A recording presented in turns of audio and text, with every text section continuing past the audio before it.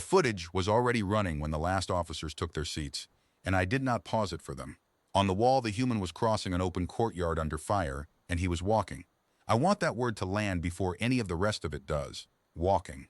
Not sprinting, not diving, not throwing himself behind the burned hauler that sat smoking 20 paces to his left. 3 of our marksmen had him in their sights from elevated positions, and the dust where their rounds struck the ground was stitching a line across his path, and the human adjusted his pace by perhaps a quarter and kept moving as though the courtyard were empty and the morning were cool and he had somewhere unremarkable to be.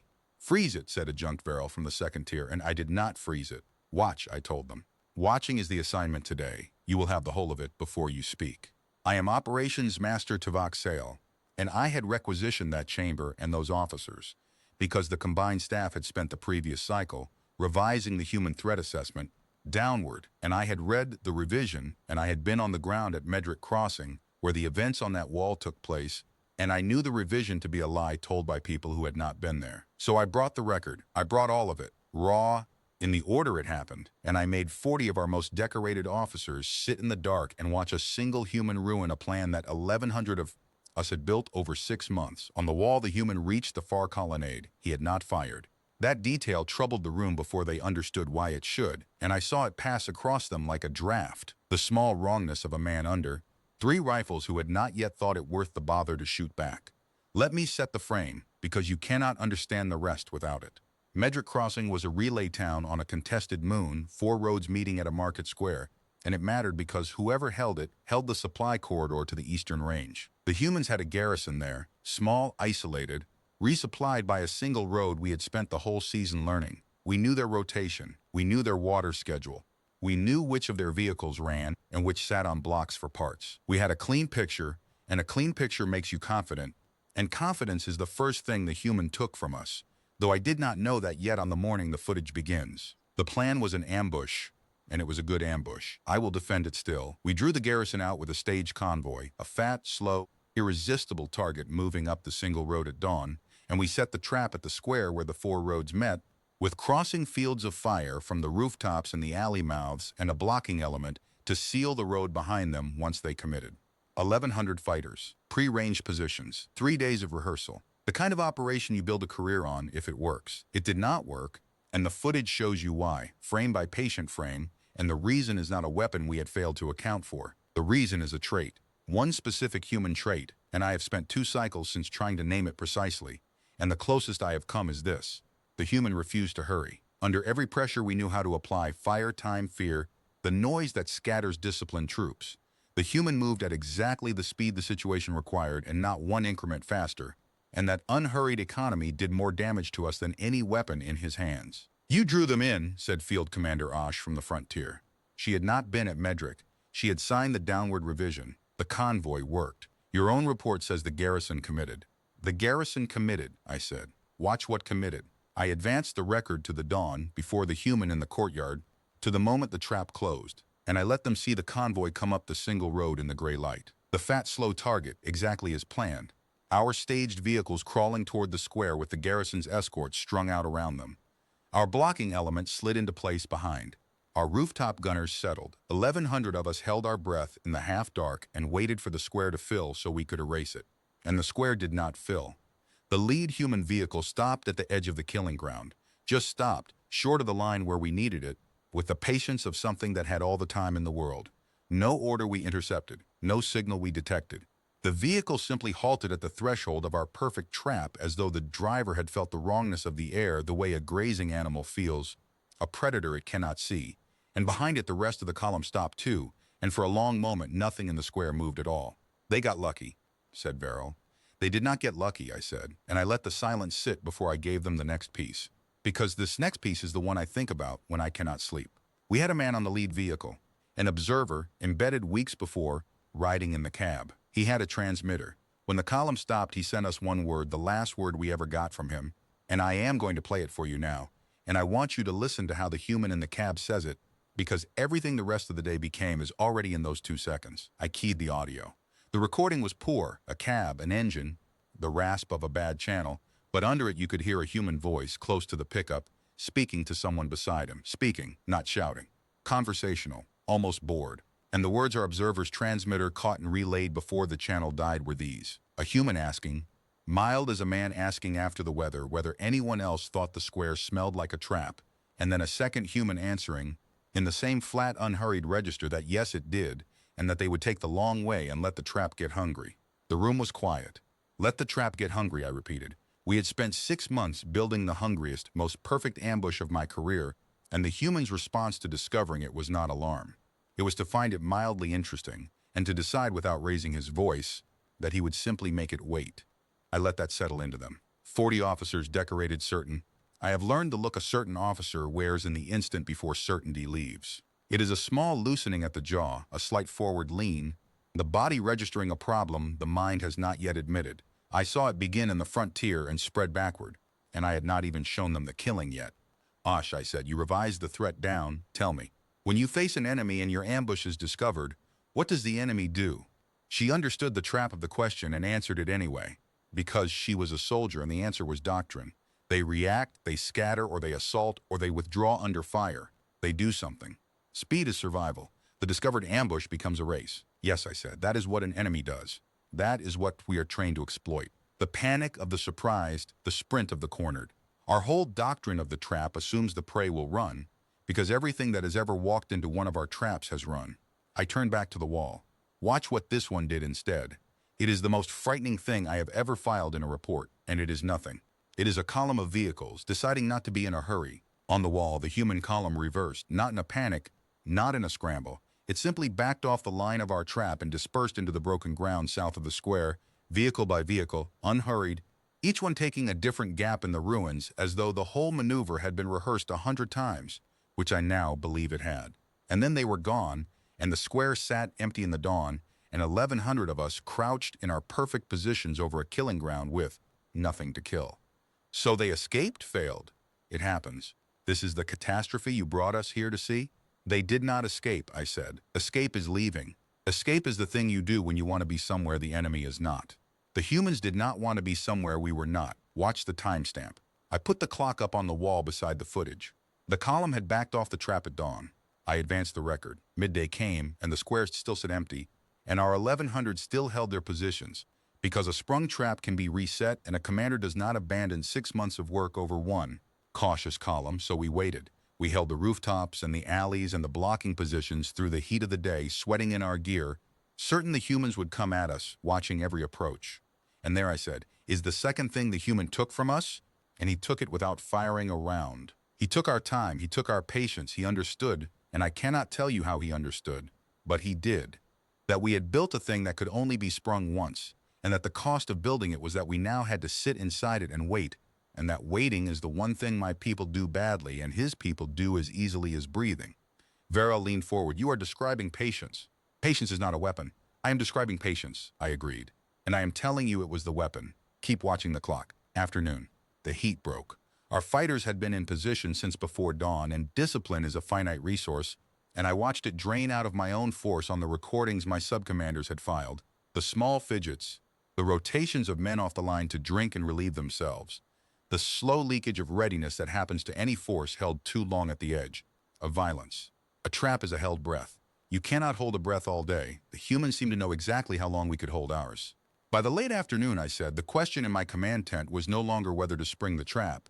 It was whether to abandon it. 6 months of work, and we were arguing about walking away because the human had done nothing, and nothing was unbearable. Do you understand what I am telling you? We were a disciplined force of 1,100, and a column of perhaps 90 humans had reduced us to bickering by declining to attack. I let them feel that. Then I gave them the first of the killing. At dusk, I said, having held their patience longer than we could hold ours, the humans came back. Not as a column. Watch. The footage I put up next came from a rooftop camera on our northern position, and at first the officers did not see anything, and that was the point. The light was failing. The square was gray going to black. And in the lower corner of the frame, in the broken ground we had stopped watching because nothing had come from it in 12 hours. Something moved that the camera almost missed, a single human low slope, taking 30 seconds to cross a span of open ground that a frightened man would have crossed in 3. Stopping, waiting, reading the rooftops, moving again only when a cloud took the last of the light. One man, I said, while we argued in my tent about abandoning a trap, one human had spent the entire afternoon we thought was empty, crossing 400 paces of open ground toward our northern blocking position, one unhurried movement at a time, in full view of cameras that could not make themselves believe what they were slowly recording. He was never hidden. He was simply never in a hurry, and a thing that is never in a hurry does not trip the part of the eye that catches motion.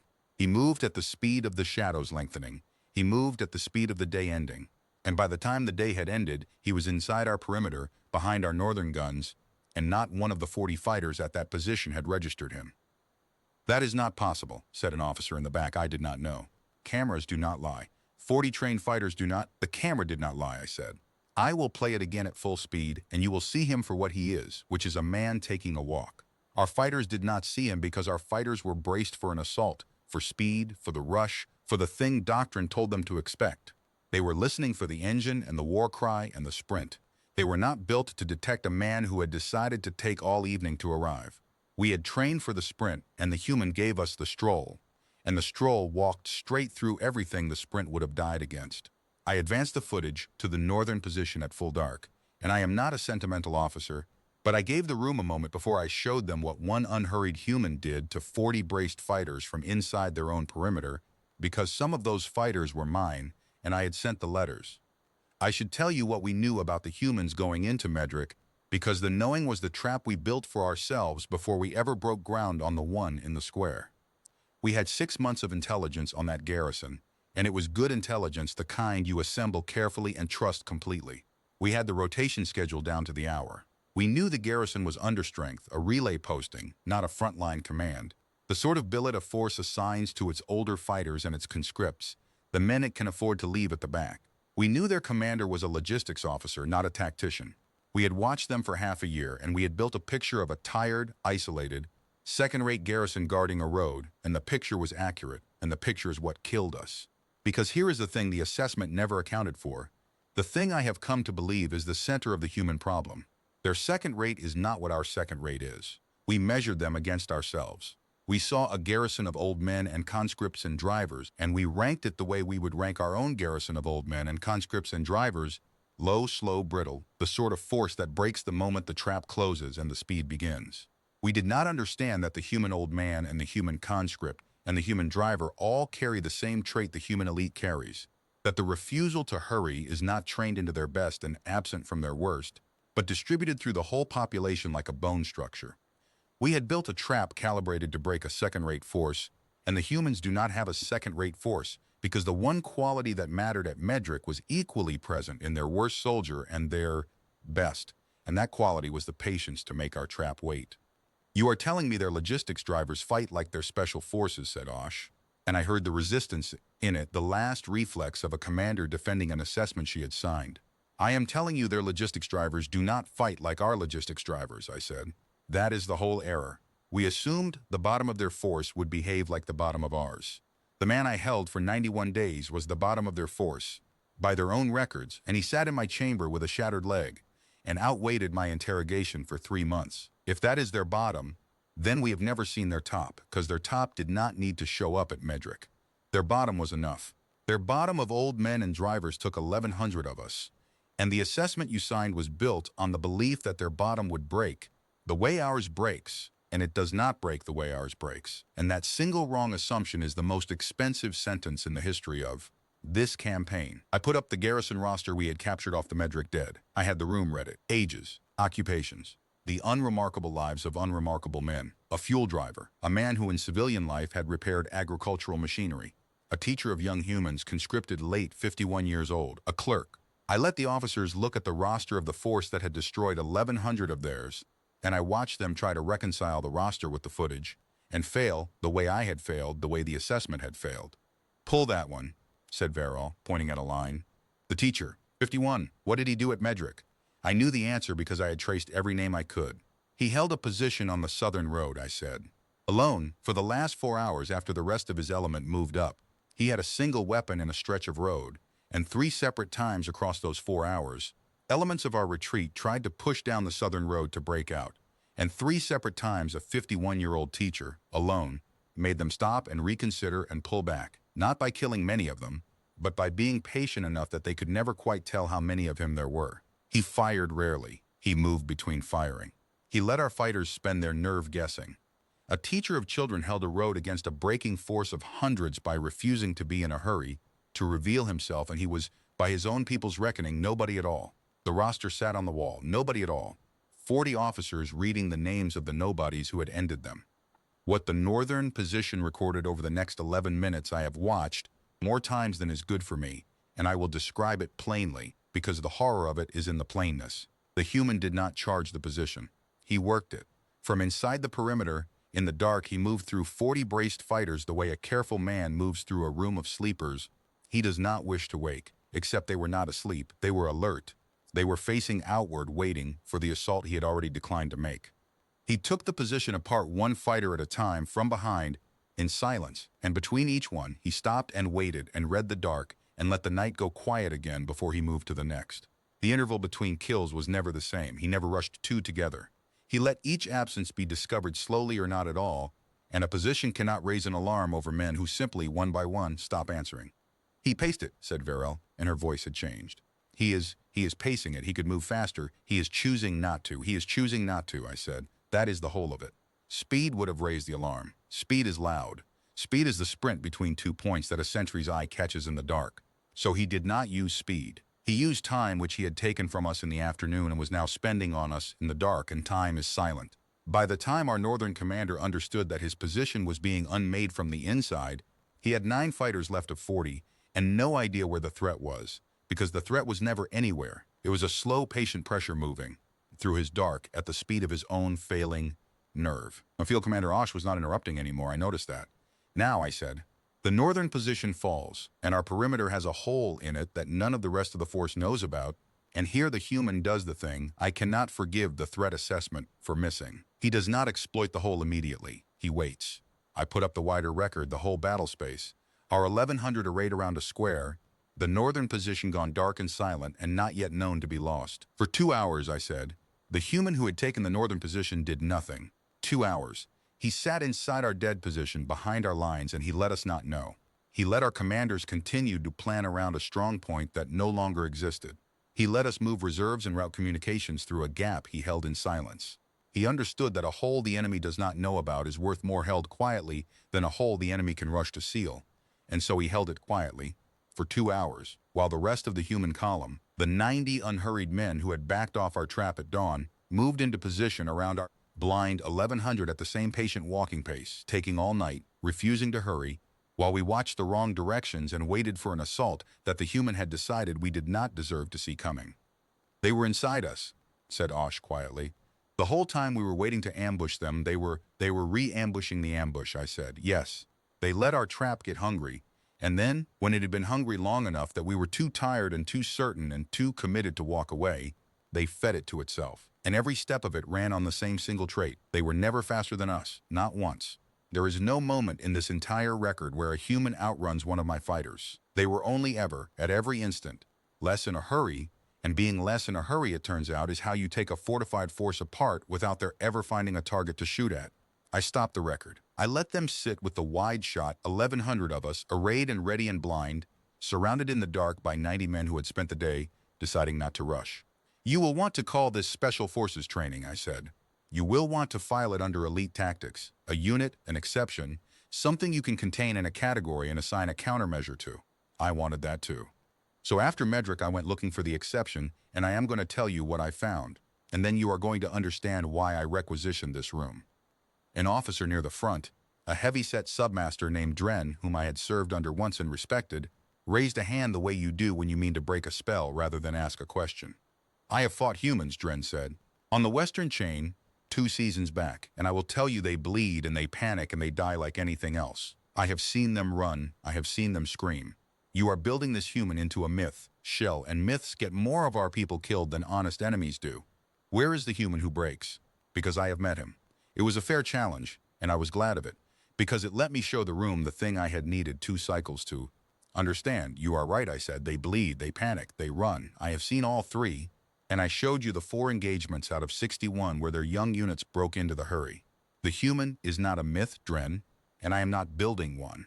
A myth would be easier. A myth you can dismiss. What I am building is worse than a myth, because it is a measurement, and the measurement is this. The human brakes at the same pressures we brake at, but the human brakes slower, and in war the difference between braking and braking slower is the difference between the living and the dead. I put up the Western chain. Dren's own campaign, I had his engagements in the 61. Here, I said, your fight. A human position hard-pressed, taking casualties. And you are right. Watch, they are hurting, they are giving ground. A man goes down screaming exactly as you remember. They are not supermen. But watch the tempo of the brake, Dren. Watch how long it takes. A force of ours pressed this hard, breaks all at once.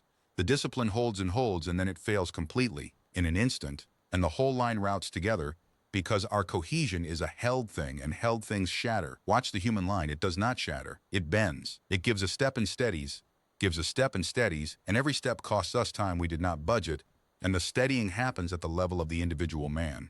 Each one privately deciding again and again, not yet, a little longer, so there is no instant of collective route for you to exploit. No moment the whole thing comes apart at once. You won that fight. I know you won it. But look at your own casualty figures against the ground you took. You paid frontline prices to push back a second-rate human screen, and you paid them because the human screen would not do you the courtesy of breaking all at once. Dren looked at the footage of his own victory for a long time. We called it a win, he said. It was a win, I said. I am not taking your win. I am asking you to read the bill. Every win we have against them is priced like this one, paid in time and blood far beyond what the human strength on paper should cost us. And the overage every time is the patience tax. They make us spend more than the fight is worth, because they will not break on our schedule. And a war is just a long ledger of these bills, and we are losing the ledger while winning the fights. The patience tax, Verrill repeated, and I saw her write it down. An officer giving a name to a thing so she could plan against it, and I felt for the first time in 2 cycles that the briefing might actually take. Name it whatever lets you fight it, I said, but fight it knowing what it is. It is not their courage. Courage we can break. It is not their training. Training we can match. It is the slow break. It is the individual human's private, unhurried, almost stubborn refusal to be done before he has decided he is done. It is 51 years of a teacher's life deciding, on a road in the dark, not yet. You cannot range that. You cannot flank it. You can only outlast it, and we have never once outlasted it, because we are the species that hurries, and the hurry runs out before the patience does. Every time, in every battle on that wall, every time. Let me take you back into the 11 minutes at the northern position, because I have described it as a horror in summary, and you deserve to see it as the slow procedure it was, since the slowness is the entire lesson. The camera that recorded it was a fixed mount on the northern strongpoint's command post, angled across the interior of the position, our own fighters, our own dark, our own 40 braced for the assault that never came. I have time-stamped it down to the second, and I will walk you through the first 3 minutes, and then you will understand the other 8 without my narrating them. The way you understand a tide once you have watched it take the first stones. At the start of the record, 40 fighters face outward. The human is already inside. You cannot see him at first, and neither could they, because he had entered during the failing light at a pace the camera's motion sense never flagged, and now he was simply present in the dark interior of the position, the way a thing can be present in a room you are not looking at.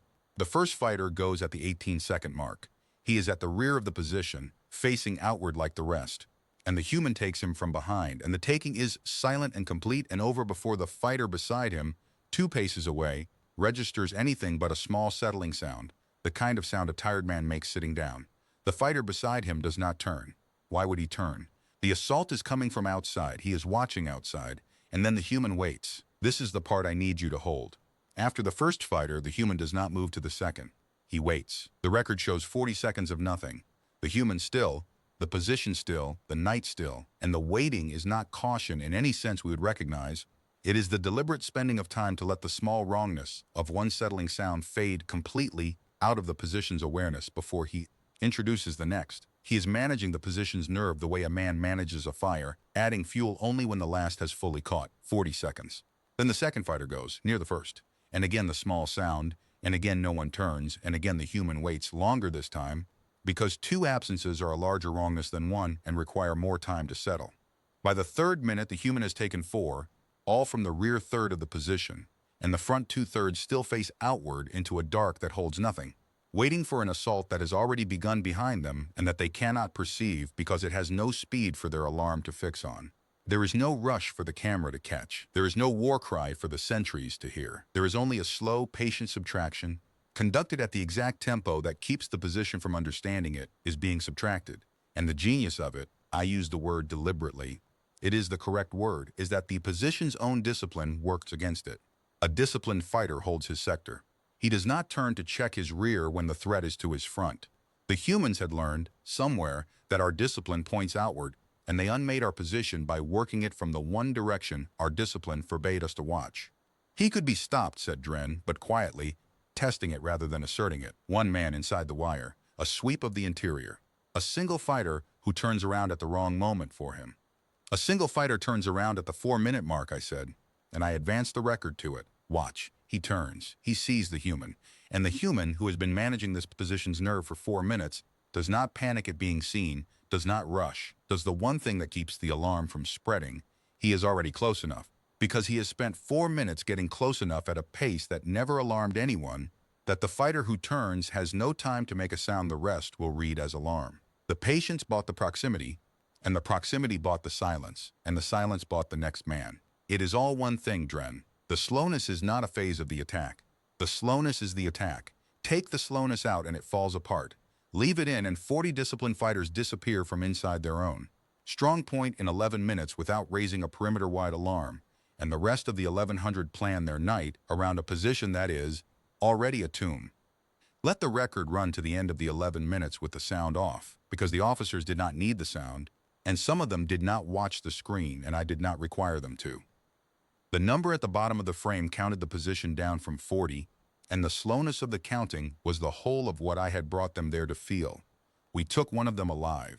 Not at Medrick. Medrick we lost whole. The 1100 reduced over the long night to a surrender at dawn that I will come to.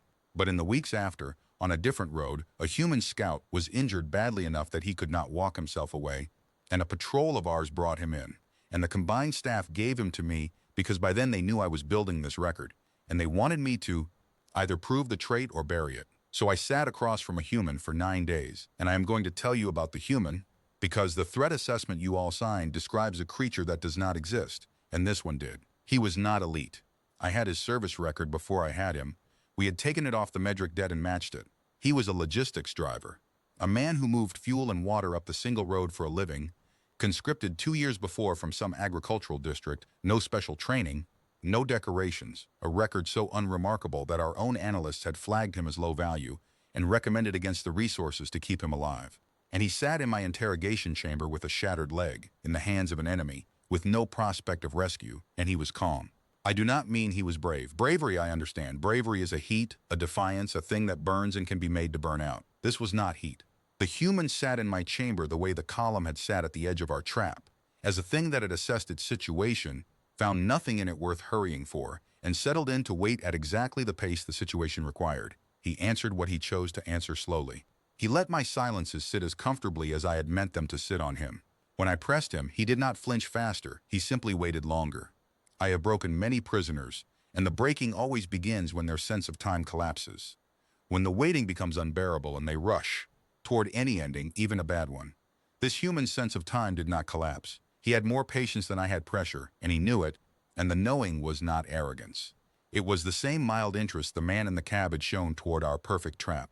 On the 7th day, I stopped interrogating and started asking. I showed him the Medrick footage, the column at our trap line, the long empty afternoon, the one man crossing the open ground at the speed of the lengthening shadows, and I asked him how the column had known to stop at the threshold of our square. He watched the footage for a while, then he said it smelled wrong. I asked what that meant, smelled wrong, what sensor, what intelligence, what training had told them. And he looked at me as though I had asked something slightly sad, and he said no sensor. It just felt like a place you don't walk into fast. And so they didn't. You felt it, I said, and so you slowed down. He said that was usually the whole job. Most things that want to kill you, he told me, are counting on you to hurry. The hurry is what they're built around. The trap, the ambush, the rush, all of it assumes you'll come fast and come scared. He said the trick, if it was a trick, was to refuse the hurry the situation was trying to sell you. Slow down until the trap gets bored. Slow down until the thing waiting for you has to come find you instead, on your time, in your dark. He said it the way a man tells you something so obvious he is faintly embarrassed to be saying it aloud. And that embarrassment, that sense that he was explaining water to a fish, is the detail I could not get past, because I went back after the 9th day and I pulled every human engagement in our archive, and I looked for the hurry. I looked for the moment the human force, under pressure, broke into the sprint our entire doctrine is built to exploit. And across 2 years of contacts, against a dozen of our trap and ambush operations, I could not find it. Our doctrine is a machine for punishing haste. We make the enemy run and we kill them in the running. And the humans, again and again at every scale, from the lone scout to the column to the relief force, simply declined to run. They were not all special forces. Most were drivers and clerks and conscripts, like the man in my chamber. The trait was not in the training. The trait was in the species. Under the pressure that makes everything else in the galaxy hurry, the human baseline is to slow down and let the pressure exhaust itself.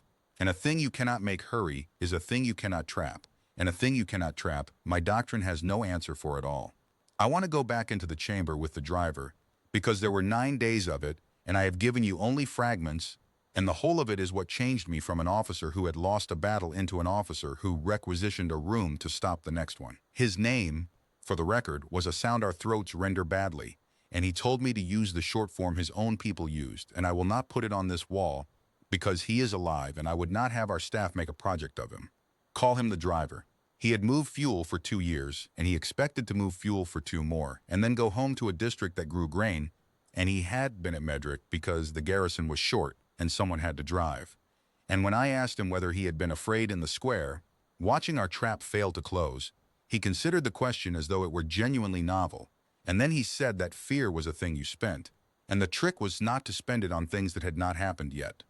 I have turned that sentence over more than any other. Fear is a thing you spend. Our doctrine spends it constantly. Fear of the trap, fear of the ambush, fear of the speed of the enemy.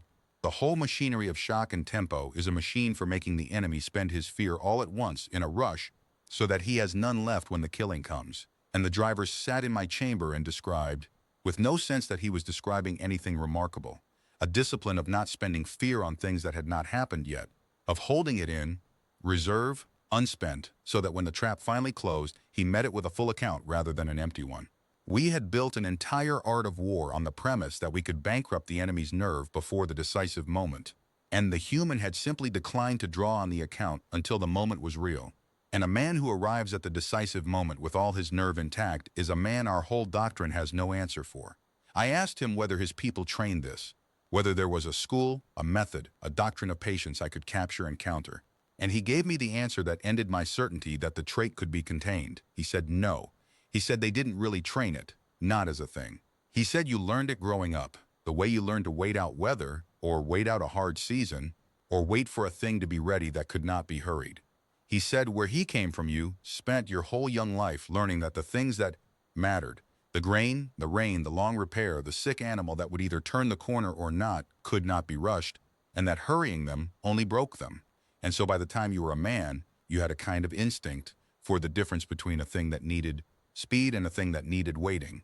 And most things, he said, most things that frighten you need waiting. He said war was mostly the same as a hard season. You did not hurry a hard season. You outlasted it. You let it spend itself against your patience, and then it was spring. You let it spend itself against your patience, and then it was spring. I sat across from a fuel driver with a shattered leg, a prisoner of the enemy, and he described the destruction of 1,100 of my people in the language a farmer uses for weather, and there was no malice in it, and no triumph. And that is when I understood that we were not fighting an army. We were fighting a population that had been raised, every one of them, old men and drivers and teachers and clerks, to treat the most violent pressure we could generate as one more hard season to be outlasted. You cannot defeat a hard season. You can only survive it, or fail to.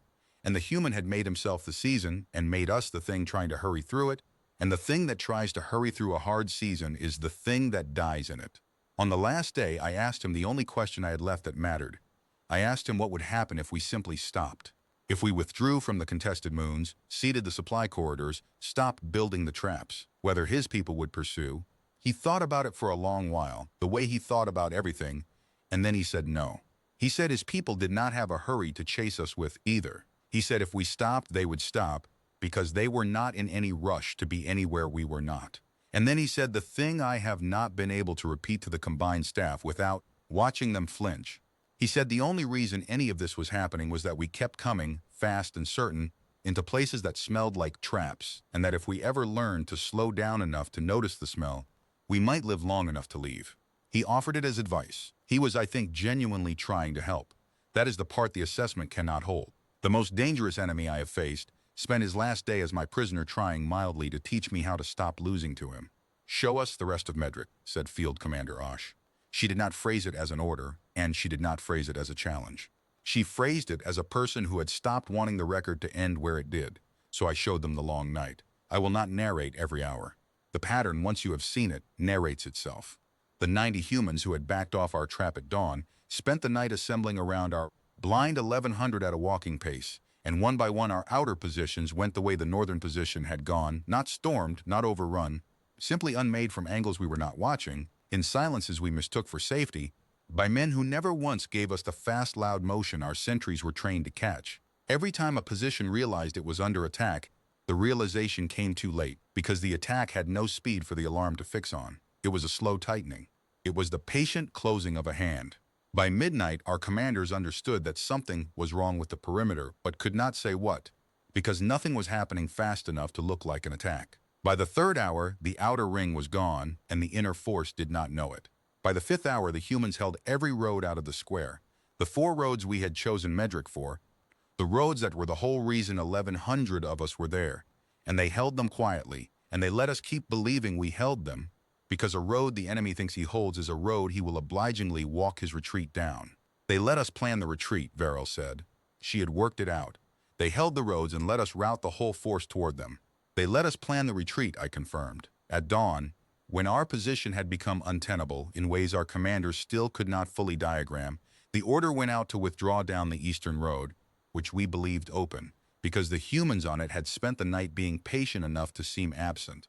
And 1100 of us moved onto a road held by 90 men who had decided hours before exactly where on it we would die, and who had spent those hours not in the fever of preparation, but in the calm of men who knew the prey would come to them if they simply waited and did not spook it. I put up the last of it, the eastern road in the gray light, our force strung out along it in retreat, and the unhurried killing that closed over them. I did not linger on it. The officers in that room had each commanded fighters, and they did not need me to slow down on the part where 1100 of theirs became a column on a road that 100 patient humans had turned into a chute. The footage shows the surrender. 200 of us walked out of Medric with our hands open. The rest did not walk out at all. "And the human casualty," said the officer in the back. He already suspected the answer. I heard it in how carefully he asked. "In the entire operation at Medric," I said. "From the dawn the column declined our trap to the dawn our force surrendered on the eastern road. The humans lost 4, not 400, 4. We lost an operation we had built over 6 months in a force of 1100, and they paid for it with 4 men. And they paid that little precisely, because they never once did the fast, desperate thing that gets soldiers killed. They were never in enough of a hurry to die. I let the number sit in the dark room. 4. It is a worse number than any large number I could have given them, and I watched it do its work. There was a war game after Medric, and I want to put it on the wall, because it is the cleanest proof I have that the trait is not a story I tell, but a thing that reproduces under controlled conditions, which is the only kind of proof a staff respects. The combined staff, to its credit, did not ignore Medric entirely. They ran a simulation. They wanted to know whether the loss was a failure of my planning or a property of the enemy, and so they built a clean exercise, a model engagement, a fortified objective, a defending force, an attacking force, and they ran it many times, varying the attacker's behavior, to find the parameter that explained Medric. I had access to the results because I had requested them as part of building this record, and the results are on the wall now, and they are the most quietly devastating slide I will show you. They ran the model with the attacker behaving as our doctrine prescribes, fast, aggressive tempo-seeking, the offensive spirit. Against a defender of equal strength, our doctrine won most of the time. Good. That is why it is our doctrine. Then they changed one parameter. 1. They did not make the attacker stronger or better armed or more numerous. They made the attacker slower. They instructed the modeled attacker to refuse the rush, to advance only when advancing cost nothing, to wait out pressure rather than answer it, to spend time freely and nerve never, to accept a longer engagement in exchange for a cheaper one. They turned our attacker into the human, changing nothing but the willingness to hurry, and the model inverted. The slow attacker won, and won against the same defenders our fast attacker had struggled with, and it won while taking a fraction of the casualties, because the slow attacker never presented the defender with the fast, loud target the defense was built to kill. The staff ran it hundreds of times. The result held. A force that is willing to be slow defeats a force built to punish speed decisively, repeatedly, at a fraction of the cost, and the only variable that changed was the hurry. They modeled it, Osh said. They ran the numbers, and the numbers say patience wins, and they revised the threat down anyway. They ran the numbers, I confirmed, and the numbers frightened them more than Medrick did. Because Medrick you can blame on a bad plan, on me, on luck. But the model has no me in it to blame. The model says the human edge is not a fluke of one battle. It is a structural property of slowness against our way of war. And that is a thing you cannot fix by relieving an operations master or revising a plan. To answer it, you would have to change our doctrine at the root. To teach our own forces to be slow, to stop being the species that hurries, to unlearn the offensive spirit we have spent our whole history perfecting, and a staff cannot write that down. It is too much to write down. So they wrote down the smaller false thing, that the human is a manageable threat, because the true thing required them to admit that our greatest strength is, against this one enemy, the mechanism of our defeat, and there is no officer alive senior enough to sign that sentence. I let the model sit on the wall, the clean lines of it, the slow attacker winning over and over, in the cold arithmetic of a simulation that had no reason to flatter the human and flattered him anyway because the math did. This is why I do not bring you a countermeasure, I said. There is no countermeasure that is not also a confession. The only thing that beats the human is to become slow, and we cannot become slow without ceasing to be what we are. So the staff chose to disbelieve their own model rather than face that, and they put the disbelief in writing, and they called it a threat assessment, and the next force that trusts it will walk into a square that smells like a trap, fast and certain, and the humans will let it get hungry, and we will pay the patience tax again in full with 1,100 more receipts. There is one engagement in the 61 that runs the trait backward, and I saved it because it answers the objection a careful officer is forming right now, that everything I have shown is the human on the attack, the human patient in the offense, and that a patient attacker can perhaps be defeated by a patient defense. So let me show you the human in defense, the human besieged, and let me take that last hope from you cleanly, because false hope is the most expensive thing a staff can carry into a war. There was an outpost on the third moon, a human strong point we decided to reduce, and we did it the right way. No assault, no rush, no offering them the fast target. We besieged it. We surrounded it with a force 5 times its size. We cut its supply, and we settled in to do to the humans what they had done to us at Medrick. Outweight them, exhaust them, let the held position become the trap that consumed its holders. We brought patience to the humans for once. We were proud of it. The plan went up the chain as proof that the staff had learned the Medrick lesson, and I read it, and I told them it would fail, and they ran it anyway, and it failed. And I am going to show you why, because the why is the floor of the whole problem. We outnumbered them 5 to 1, and we held the patience, and we waited, and the humans inside the outpost did not crack on the schedule of besieged.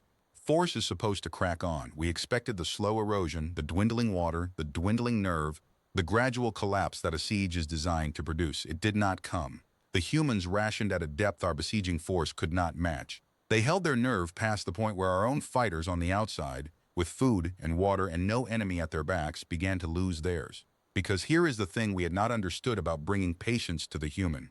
We can perform patience as a tactic for a while, but the human is patient as a nature indefinitely, and in a contest of patience, the natural always outlasts the performed.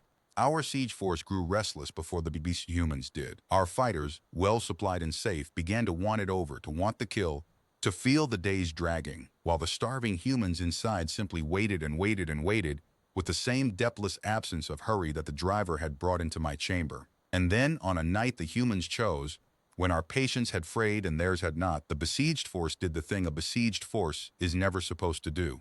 They came out, slowly. Not a breakout in the sense of a desperate rush for the gap, a breakout in the sense of a patient, silent, unhurried dissolution of our siege line from the inside out, conducted in the small hours by men who had spent the entire siege not panicking, precisely so that they would have all their nerve intact for this. They did not break through our line. They walked through it, the way the one man had walked through the northern position at Medrick, at the speed of the dark, and by the time our siege force understood the outpost was empty, the human garrison was gone into the broken country and our 5 to 1 superiority was guarding a vacancy. We outweighted no one, Osh said. We cannot outweight them, I said. That is the floor. It is the thing under all the other things. When we hurry, they harvest our hurry. When we are patient, they outlast our patience. Because ours is a tactic, and theirs is a nature, and a tactic is a thing you can run out of, and a nature is not. There is no tempo at which we beat the human, because the human does not have a tempo. The human has only the absence of hurry, And the absence of hurry has no exploitable rhythm, no rush to catch, no panic to trigger, no patience to exhaust. We have spent 2 years looking for the speed at which the human is vulnerable, fast or slow, and the answer the 61 engagements give is that there is no such speed, because the human's whole nature is the refusal to let the speed of an engagement be set by anyone but himself. For a while no one in the chamber spoke, and I let the silence be long, because I had spent 2 cycles learning that the long silence is the human's weapon, and I had decided to turn it on the people who signed the lie. I want to be precise about what frightens me, I said at last, because the threat assessment you approved is not frightened of the right thing, and a force that fears the wrong thing dies of it. You revised the human down because you measured them against our metrics. Their fighters are not stronger than ours. Their weapons are not better. Their tactical sense, man for man, is no sharper. By every instrument we use to rank a threat, the human is unremarkable, and so the instrument told you to relax, and you obeyed the instrument. I turned to the dead wall where the footage had run. But the instrument cannot measure the thing that killed 1,100 of us, because the thing that killed them is not a capability. It is a refusal. The human under pressure refuses the hurry that all our doctrine is built to punish, and that refusal is invisible to every gauge we own. You cannot range it. You cannot armor against it. You cannot outshoot it because it does not present a target. It presents an absence, a patience, a slow closing that your sentries are not built to perceive as a threat until it has already closed. We have spent our military history perfecting the trap, and we built the finest trap on this moon, and the human's answer to it was to make it wait until it ate itself. And there is nothing in our doctrine that defends against an enemy who is willing to be slower than your patience. Then what is the countermeasure? Said Osh, and it was no longer a challenge. It was a commander asking the only question that mattered and dreading the answer. I do not have a clean one, I said, and I gave them the truth instead of a comfort, because comfort is what got the 1,100 killed. Our every countermeasure assumes an enemy who can be forced to react, who can be made to hurry, whose tempo we can dictate. Against the human, you cannot dictate tempo because the human declines to accept the tempo you offer. The trap does not work because they will not spring it. The pursuit does not work because they will not flee. The siege does not work because they outweight us. They are patient at a depth that exhausts our discipline before it exhausts theirs. The only thing I have found that does not lose to them is to refuse the engagement entirely, to not build the trap, to not be the thing waiting in the square. Because the moment you become the patient predator, the human becomes the more patient one, and the more patient one wins, and they are always the more patient one. I keyed the audio one last time, the cab, the bad channel. The mild human voice, conversational, almost bored, asking whether anyone else thought the square smelled like a trap. And the flat, unhurried answer, yes, it did, and they would take the long way and let the trap get hungry. I let it play in the silent room of decorated officers. That is the sound of the most dangerous enemy I have ever faced, I said, and you will notice there is no fear in it, and no fury in it, and no hurry in it at all. That is what should keep you awake, not a war cry. A man asking mildly whether the place smells like a trap and deciding without raising his voice to make it wait. We sent 1,100 fighters to spring a trap on creatures who do not run, and the creatures took 6 months of our work and an entire force and paid 4 lives for it, and the man who planned it on their side was, by his own quiet account, faintly embarrassed to be explaining to me that most things that want to kill you are counting on you to hurry. I turned the lights back up. I watched them blink in it, 40 officers who had walked in certain and were leaving as something else. I have not told you about the relief, and I should, because the relief is the part of Medric where I stopped being a man who had lost a battle and became a man who was afraid. When the perimeter began to fail in the night, before we understood we were already inside the human's closing hand, my command tent called for relief. We had a reserve battalion 2 hours up the corridor, fresh, fast 400 fighters, exactly the kind of hard mobile force our doctrine loves. I gave the order myself, come fast, break the encirclement we could not yet see but could feel tightening, restore the perimeter. It was the correct order. It was the order I would give again. The relief moved fast as ordered, 400 fast fighters down a corridor toward a battle in the dark, and the humans were waiting for them too, and the humans did to the relief exactly what they had done to everything else, which was nothing, slowly. They did not block the corridor. A block is a thing you can fight through, and the humans did not want us to fight through. They wanted us to keep coming. So they left the corridor open and let our 400 fast fighters rush down it into the dark.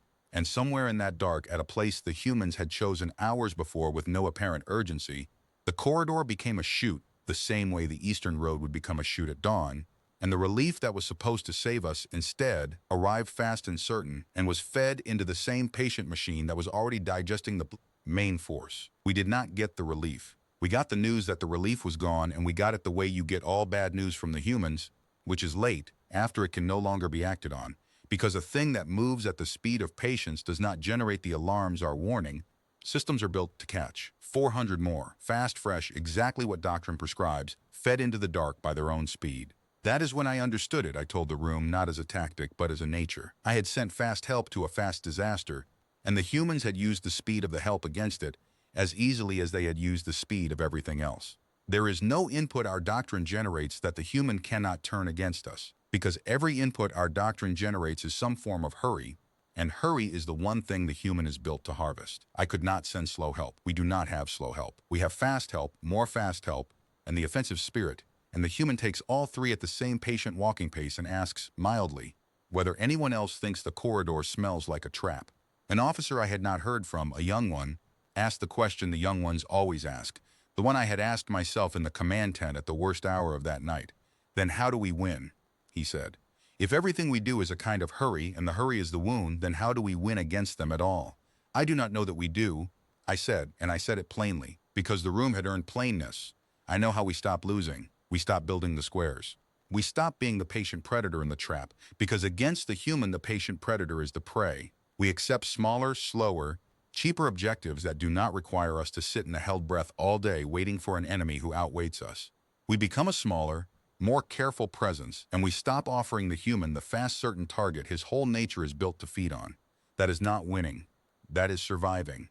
But I have watched 1,100 of ours and 400 more learn the difference between surviving and not, and I have come to think surviving is the more honest objective against this enemy, and the staff that cannot say so is going to keep mistaking our speed for an advantage right up until the humans decide they are tired of being patient with us. That last line landed harder than I intended, and I let it. Because understand, I said, that everything I have shown you is the human being patient, the human at his most restrained. In 61 engagements, I have not once seen the human in a hurry, and I have begun to wonder what the human looks like when he finally decides that he is. I do not want to find out. I do not want any of us to be the reason we find out. A thing this dangerous when it is taking its time is not a thing whose impatience I am eager to provoke. An adjunct on the third tier, Halvex, a logistics and doctrine officer, the kind who wins arguments by reaching for the structural answer, had been quiet the whole briefing. And quiet officers are the ones whose objections matter, so when he finally raised his hand, I stopped and gave him the room. You have shown us a problem, Halvex said, and I grant it is real. But you have also told us the human is not faster, not stronger, not better armed, not better trained. You have told us their advantage is a refusal to hurry. And a refusal is not a weapon system. A refusal can be answered by removing the choice. If the human's edge is that he will not be hurried, then we hurry him by force. We deny him the long engagement. We make every contact a thing that must be decided in seconds, where slowness is death, whereas patience has no room to operate. We do not fight him at the tempo he chooses. We fight him so fast that choosing the tempo is not available to him. Speed cell. Overwhelming, immediate, decisive speed. You are afraid of his patience. Take away the time for it. It was the best objection in the room, and it was wrong in the most instructive way, and I was grateful to him for it, because answering it is the whole shape of what I needed them to understand. You have just described the offensive spirit, I said. Overwhelming, immediate, decisive speed. It is our doctrine, Halvex. It is precisely our doctrine, stated beautifully. And it is the thing that lost at Medric, and at the Defile, and at the Night Raid, and in 58 of the 61 engagements on this wall. You are not proposing a counter to the human. You are proposing the exact behavior the human is built to harvest, and proposing it with more conviction. Watch. I put the Defile back up. I let them watch our fast attackers stop dead and the humans come up the walls. You cannot deny the human the long engagement, I said, because the human, not you, decides whether the engagement is long. That is the trait. When you bring overwhelming speed, the human does not match your speed and lose the race you have designed. The human declines the race entirely, gives ground, absorbs the rush, and lets your speed carry you past the point where speed helps you and into the close patient ground where it does not.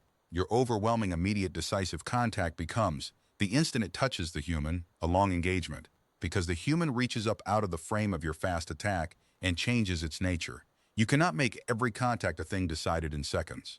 Only the human can decide that, and the human never does because the human knows that the contact decided in seconds is the contact that favors you, and so the human, every time, with no apparent effort, makes it the contact decided in hours which favors him. You do not get to set the tempo, Halvex. That is what I have been unable to make the staff hear. We have never once, in 61 engagements, succeeded in making the human fight at our tempo. The tempo is the one thing he will not surrender, and he will not surrender it precisely because surrendering it is how everything else dies. Halvex sat with it. He was an honest officer, and I watched the honest officer do the hard thing, which is let a good argument fall when it has been answered. Then the refusal is the weapon system, he said slowly. The refusal is the whole weapon system. And we have no doctrine for a weapon system that is not a thing but the absence of a thing we cannot stop doing. Now you have it, I said. Now you have exactly what I have. A weapon that is an absence. The absence of hurry. You cannot range an absence. You cannot armor against an absence. You cannot outshoot an absence. You can only stop generating the hurry it feeds on, and we cannot stop generating the hurry because the hurry is us. That is the briefing, Halvex. That is the entire briefing. The most dangerous enemy we have ever faced wins by doing less slower, and the reason we keep losing to it is that we cannot bring ourselves to do less slower in return, because to do so would be to stop being the thing we are proud of being. The human has found the one wound that our pride will not let us close. There is one more thing from Medric I have not put on the wall, and it is not footage. It is testimony, and it is the testimony of our own survivors, the 200 who walked out of the square at dawn with their hands open, and I have held it back because it is the part of the human that I find I cannot fit into the word enemy at all. When our force surrendered on the Eastern Road, when the patient killing finally stopped, because there was nothing left to kill that had not put down its weapon, the humans did not do what a victorious force of ours would have done. They did not press the advantage. They did not pursue the broken remnant into the country and finish it. Though they could have easily, at their leisure, they stopped. The moment our fighters stopped being a threat, the moment the hurry went out of the engagement because one side had quit, the humans simply, immediately stopped with the same absence of urgency they had brought to the killing, as though the violence had only ever been a job, and the job was now done, and there was no appetite left over to spend on men who were no longer part of it. I debriefed the survivors. I asked them what the humans were like after in the hours of the surrender, and the answers unsettled me more than the footage had. The humans were calm. They were not cruel. They were not triumphant. They moved among our wounded at the same unhurried pace they had moved through everything, and they treated the wounded, our wounded, the wounded of the force that had come to erase them, with a kind of methodical, unhurried care that several of my survivors could not describe without stopping. One of them, a young fighter who had lost most of his element in the night, told me that a human had sat with him for an hour while a medic worked, not guarding him, just sitting, and the way you sit with someone, and had said almost nothing, and that the silence had not been a threat, that it had been the opposite of a threat. And the young fighter did not have a word for what it was, and neither do I, and that absence of a word is the thing I want you to carry out of this room alongside the fear, because it is part of the same trait, and I will not pretend it is not. The human is not in a hurry to kill you, and the human is not in a hurry to stop, either, once the killing is no longer the thing the moment requires.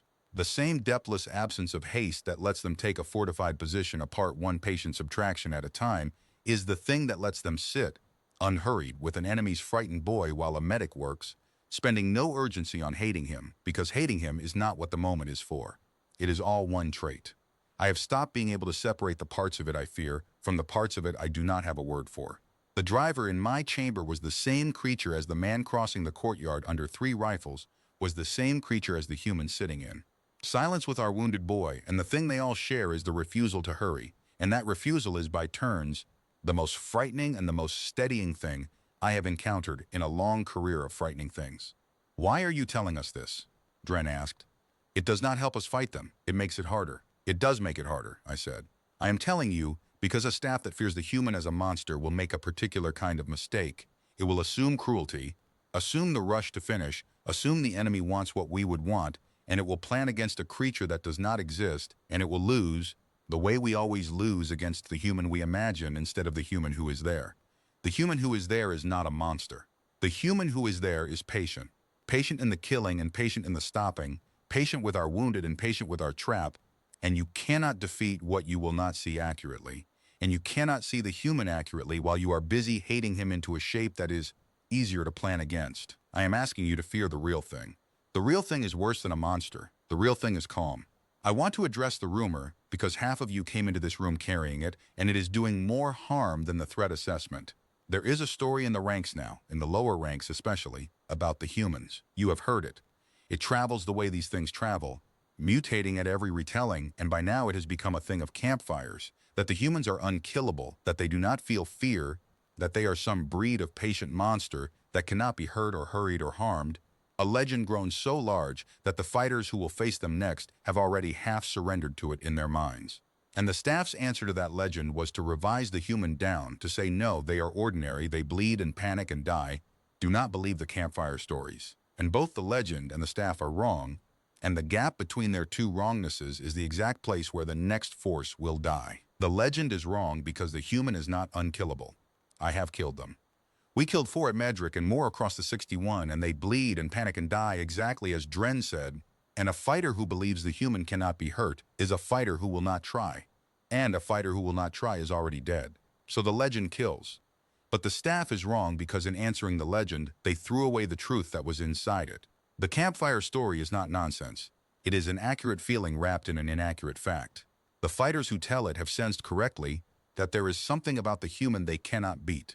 And then, lacking the word for it, they have reached for the words they have. Unkillable, fearless, monster, and those words are false. And so the staff dismissed the feeling along with the words. But the feeling was right. There is something about the human they cannot beat. It is not that he cannot be killed. It is that he cannot be hurried. And a force that cannot hurry the enemy cannot set the terms of the fight. And a force that cannot set the terms of the fight loses on the enemy's terms even when it wins the firefights. And the ranks have felt that loss in their bones and named it monster because no one in this building would give them the true and smaller and more terrible word, which is patient.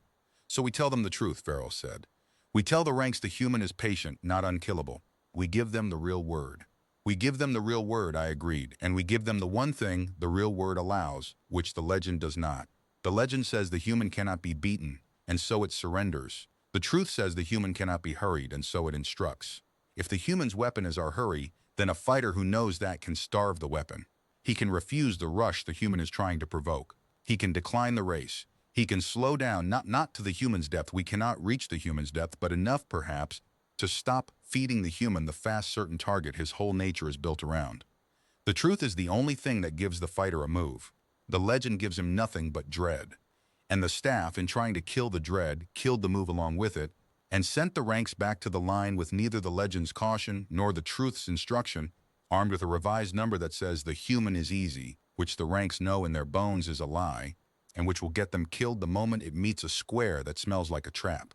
I let the room hold that. The legend, the lie, and the small terrible truth between them. That is the last thing the assessment cost us, I said. Not just the 1100 at Medric. It cost us the truth the ranks had felt their way toward, the one accurate instinct in the whole campfire myth, and it traded that truth for a comfortable number. I would rather the ranks feared the human correctly than dismissed him comfortably, because the correct fear has a move in it and the comfortable dismissal has only a grave. You said you went through the archive, Varel said. After. Looking for the hurry and not finding it. Show us. I do not want one battle. One battle is a story. I want to know if it is a pattern, because if it is a pattern, then everything I have ever planned is wrong. It was the right thing to want, and it told me she had crossed over, so I gave her the pattern. I had pulled, in the cycle since Medric, every recorded engagement between our forces and human ground elements across the contested moons, 61 separate contacts, most of them small, none of them planned by me. I had built from them a single quiet finding, and I put it on the wall now as plainly as I could, because the officers in that room ran on findings, and I meant to give them one they could not unsee. I showed them a relief column ambushed in a defile, our textbook killing ground, walls of stone, no cover, the place we choose when we want a force erased. The human column took fire and did not run the gauntlet, did not sprint for the far end the way every other species we have fought has sprinted, because the sprint is what the defile is built to punish. Instead, they stopped. Under fire in the open, they stopped and they spread and they began, slowly, with no apparent urgency, to climb the walls toward our positions, and the climbing took most of an hour, and our fighters above had been braced for the panicked rush at the far exit, and did not know what to do with men who simply patiently came up the walls at them one handhold at a time, while the killing ground below stayed empty and useless. We lost the defile. We lost it because we had built it to kill men in a hurry, and the men declined to hurry. I showed them a night raid on a human outpost. Our specialty, speed and shock, in and out before the defenders organize. Our raiders hit the outpost fast and hard and met almost no resistance, because the humans did not rush to the walls to meet the shock. They gave ground. They led our fast, loud raiders into the outpost, into the corridors, into the close dark where speed becomes a liability, and then they took the raiders apart at the patient close range, where our shock had nothing left to spend. Our raid had 30 seconds of plan. The humans had all night, and they spent it. I showed them 6 more like it, and the officers stopped reacting to each one, the way you stop reacting to a sound you have finally identified, and I knew the finding had landed. 61 contacts, I said. I scored each one for the moment the human force broke into the hurry our doctrine is built to punish, the rout, the sprint, the panicked rush. I found it 4 times. 4 times in 61, and in all 4 the humans were very young units, fresh conscripts in their first contact, and in all 4 the veterans among them visibly slowed the rest, hauled them back down to the walk, the way you would calm a spooked animal. The hurry is not their nature. The hurry is the thing their veterans train out of them. They teach their soldiers deliberately to be slow under fire, because they have learned that slow under fire is how you live, and we have built our entire way of war on the opposite assumption, and the 2 assumptions met at Medrick, and 4 of theirs walked home. "We are the spooked animal," said the officer in the back, very quietly, and no one corrected him, because it was true. "We are the species that hurries. We have always called it tempo, called it initiative, called it the offensive spirit, and against every enemy that also hurries it has served us well. We had simply never, until the human, fought a thing that would not be hurried, and against that thing our greatest strength is the exact mechanism of our death. We rush. We are built to rush. And a patient enemy lets the rushers rush themselves onto his patient line and calls it, with mild embarrassment, the whole job. There is a last piece of this, and it is the piece that made me requisition the room rather than simply file the finding, and I have saved it, because it is the only part of the record where I do not know how to end the sentence cleanly. The logistics driver with the shattered leg, the conscript, the low-value prisoner my own analyst told me not to keep, I held him for 91 days. In that time I learned more about the human from him than from 61 battles, because he answered my questions slowly, when he found them interesting, and the answers reorganized everything I thought I knew about the thing we were fighting. And on the 91st day, the combined staff, in a gesture of negotiation I did not control, returned him in a prisoner exchange, and I walked him to the line myself, because I wanted to watch how a human who had spent 3 months as our prisoner would behave in the moment of release. I had expected the moment to break him into hurry at last. Freedom is the great accelerant. I have watched prisoners of every species cross the exchange line, and they cross it fast, stumbling toward their own side with the last of their composure spent, because the body cannot help but rush toward the end of its captivity. I wanted to see the human finally rush. He did not rush. He crossed the line on his ruined leg at the same unhurried pace he had brought into my chamber 91 days before, neither slow nor fast, exactly the pace the ground required, and at the midpoint between my people and his, he stopped. He stopped in the open between 2 armed forces, and he turned and he looked back at me, and I will tell you what he said, because it is the line I cannot file properly and cannot stop hearing. He said I should tell my commander something for him. He said it the way he said everything, mild, almost apologetic, a man passing along a small piece of practical advice to someone he did not, especially wish ill. He said the trap at Medrick was a good trap, the best he had walked up to, and that the only reason it failed, the only reason any of them ever failed, was that we wanted it over too badly. We wanted the kill, and we wanted it now, and the wanting now was the whole hole in us, the one gap no armor closes. He said we should work on that. He said it kindly. Then he turned and walked the rest of the way home at the speed of a man with all the time in the world. And his people took him in, and the line closed, and that was the last I saw of the most dangerous enemy I have ever fought, who was a fuel driver, who was unremarkable, who declined to hurry even toward his own freedom. So I filed the finding, and the finding was rejected, and the threat assessment stayed revised downward, because a staff that has built its whole art on tempo cannot easily write down that the enemy's edge is its refusal to grant us one. It is easier to revise the human down to a number we know how to beat than to admit we are the spooked animal, the species that hurries, fighting a thing that will simply wait until our hurry kills us for it. That is why I brought you here. That is why I made 40 decorated officers sit in the dark and watch 1,100 of ours surrender on a road 100 patient men had turned into a chute. Not to frighten you, though I see that I have, and I am not sorry for it. I brought you here because the next operation against the humans is being planned right now in a room, very like this one, by people who have read the revision and believe it, and they are building a trap, and they are confident. And confidence is the first thing the human takes. I am asking you to take the confidence away from them before the humans do. The footage is yours. Watch the man cross the courtyard again, under 3 rifles with the dust stitching across his path, walking, because the morning was cool and he had somewhere unremarkable to be. Watch how slow it is. Watch how slow he's allowed to be by us, by the speed we cannot help, by the hurry we have called a virtue for so long that we cannot see it is the wound. Then go and tell them to stop building traps for a thing that has never once in 61 engagements agreed to be in a hurry to die. I will not be giving this briefing again. I have given it to the only 40 people who can stop the next Medric, and either you will carry it or you will not. And the humans in either case will go on being patient, which is the one thing we have found no weapon for, and no countermeasure to, and no honest place in the assessment to write down. They are not faster than us. Remember that, if you remember nothing else I have said. In 2 years and 61 battles, the human has never once been faster than us. They have only ever been less in a hurry, and they have buried us with it.